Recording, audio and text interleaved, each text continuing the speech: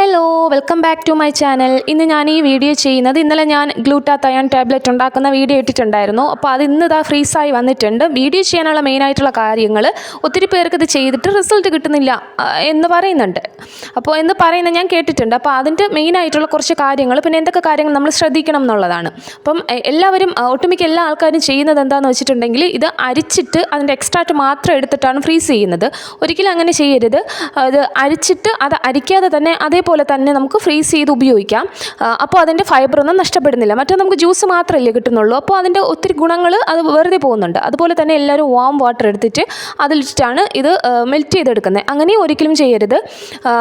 ശരിക്കും ഞാൻ എടുത്തിട്ടുള്ളത് തിളപ്പിച്ച് ആറിയ വെള്ളം, നന്നായിട്ട് ആറിയ വെള്ളമാണ്.